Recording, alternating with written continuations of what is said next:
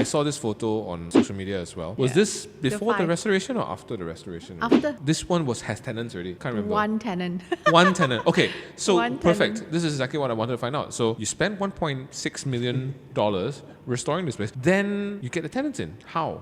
Do you guys go and pitch? To who? Yeah, so it was a very steep learning curve for us. My first call when I put out a bunting, this is how I try to get tenants. Rent this space. It's going to be Space happening in for 10 rent. years. I swear. Yeah, say space for rent. First person to call us is a Kwai Kong. What's a Kwai Kong? A Kwai Kong is a brothel. That's incredible. You are laughing. You are laughing. Yeah, first call. Lepas tu, And then I you was had to using, turn them away. and my phone had a Truecaller app. And the Truecaller app, you know, I subscribed, so obviously you can see names, right? The name that came up was Nylon. And then when I saw it, I was like, okay, I'm going to pick this call up because I had my phone number in the banner, right? So Yeah. I know people will call. So maybe the guy is Dixon. Yeah, or, yeah. maybe He he sells does nylon, nylon, nylon maybe. threads. I don't know. So it's like, yeah. so nylon, right? So when he asked, he said, I only want the upstairs. I don't need the ground floor.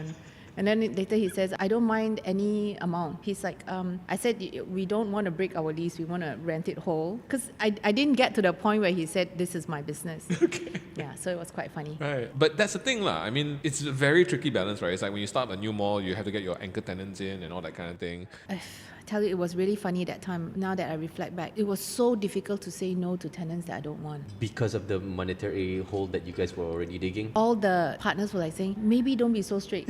You know? So you start... What did you want and what did you get? So I really wanted to make sure that space is not going to go back to what it used to be, because that's not what we want. And to be fair, at some point when you're so poor, you can't be choosers. Beggars cannot be choosers. Yeah. So we didn't reach that point yet. Okay. But we were close. We were close, and we were already compromising on what other type of tenants we would accept. What did you start with? Yeah. What was the list of Ah. acceptable tenants first? So we started with it has to be F&B. So there was no two way about it. We said it has to be F&B and nobody else. Okay. And then when, of course, brothels are out of question, although they were the original people who were there.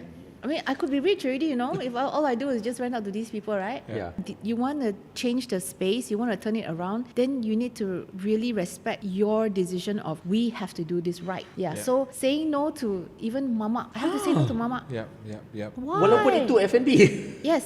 So Why? it was not just F&B, it was a Very We wanted specific. a Constricted list. more atas lah, for lack of a better word. Not boutique. I won't use the word atas, but I'd use the word, it's a niche market to the community, Chinese community, and the Chinese branding. So something unusual that is not already part of the Chinatown landscape lah, like a Mamak or whatever lah. Or what I wish Chinatown would be. How about that? How about that? Right. How I wish Chinatown would be, and I know Chinatown was in trouble because they were just really targeting the older generation. Okay, so to be more specific, so again, speaking to Z maybe of that time and you had your specific list, let's say Mamak, no. Cafe, yes. Yes. So, let's okay. say beef roti, like Oh, Muslim beef roti tu apa? How about I put the demographics down? Yeah. I want that place or that F&B to appeal to a younger crowd. That was one of the main things. Number two, this is weird. They have to have a youthful thinking. The brand have to be youthful. So you're going to argue with me, but you took Banchin. Banchin is Bunchun the egg tart.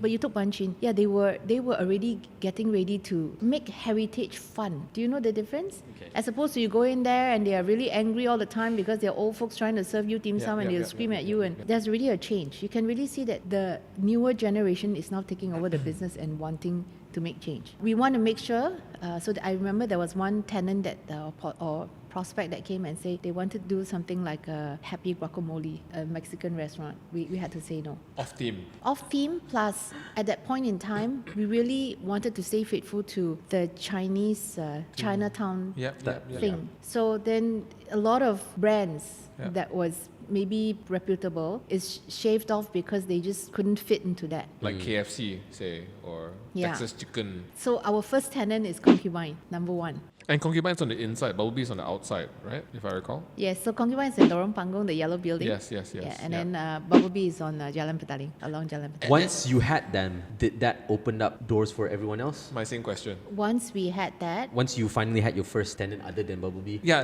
the momentum Yes. aspect of it, right? the momentum came hand in hand with the opening of the street, the Kwai Chai Hong. Terima kasih kerana menonton Siapa Makan Cili. Dan kalau korang ada siapa yang korang nak kita jemput ke show kita, sila tinggalkan di ruang komen di bawah. Dan jangan lupa subscribe.